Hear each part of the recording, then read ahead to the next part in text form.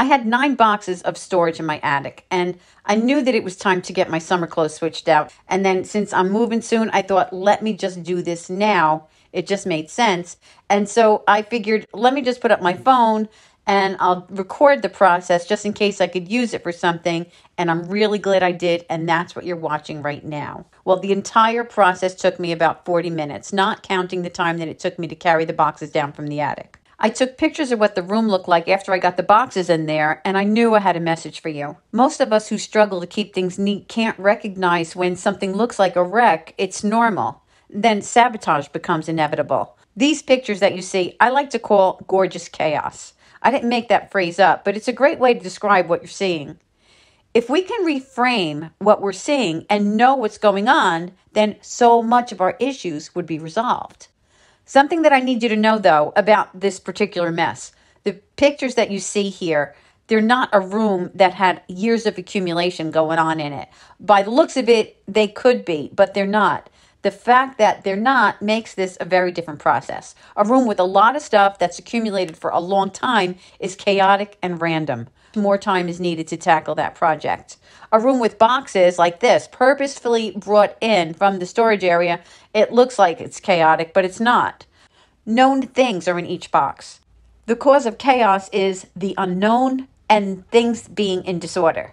Everything in these pictures is known, and everything in each box was in order. All that had to be done was to take one box at a time and make some decisions. So I open up a box, I pick up one item at a time, and I ask myself, do I still want this? Do I still need this? If so, it goes in one pile to go back in the box. If not, it goes in another pile or in another box. But in this case, it went in a pile because I didn't have another box. I had to wait until I purged enough stuff to have a box that I could use. Now, because cleaning up makes a mess, what you see is normal. But if we don't know it's normal, we would feel discouraged and afraid that we've gotten ourselves into some kind of trouble here. I want you to think of what's happening in these pictures like this. Pretend that you haven't moved your body in a long time because you haven't been well. And then you take a trip to the beach. You walk down to the water, you walk a little bit, and then you walk back to your beach chair. You're going to feel some muscle aches. You're going to feel some pain in your calves and other parts of your legs right there and then. That's normal. That's because you stretch muscles that you haven't moved in a long time. When we do exercise that challenges us, pain comes. If we aren't aware of that, the pain will be scary. You might think that maybe you hurt yourself and maybe that you shouldn't have taken the trip to the beach. This is where understanding is invaluable. If we knew that we just got some much needed exercise, we would be thankful and do a little bit more each day. Not too much because we know the process, and then we would just continue to get stronger. We wouldn't sabotage our efforts by not doing anything anymore. Making a mess when cleaning up is normal too. It's the process. And just like moving your body, there are some things to expect and some rules to apply.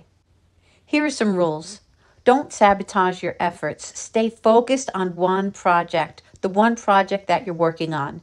For example, in this case, I shouldn't start cleaning out my closet or dresser. My focus is on the boxes I brought into my room from the storage area. Keep things organized as you're working in that space. Have a box for the things that you're going to keep. Have a box for the things that you're going to donate. Make sure that you have a garbage in the room with you. And if things go into another room in the house, you'll want to make a pile for that. Don't bring them out right now because then you'll just get distracted in the other room. And then when you're all done, then you just disperse everything. You want to make sure that you stay focused all the way till the end. You see, just like moving your body rules, these are the rules that you want to apply when you're cleaning up a mess. Now, another thing is I want you to remember that every action has a reaction. Here are my actions and what I'll call the consequences of my actions. 1, I took boxes out of the attic to rethink, dejunk, and consolidate. The consequence? Things look messy as I'm working. 2, my action. Open up a box, look at one item at a time, make a decision, keep, toss, donate. Put in appropriate spots. Repeat. The consequence? Gorgeous chaos. 3, my final actions, I start sorting. I move the boxes I'm keeping to one specific space. I get the stuff that I'm not keeping in the box that is now empty. I tidy, organize and clean up the residual. Here's my advice. Start trusting yourself. Sometimes things look like a mess when it's not. It's part of the normal process, like pain when we're exercising. If you have some guidelines to follow, you find out what you didn't know, you'll be golden. Stay focused, stick to the rules, stick to your plan. There you go.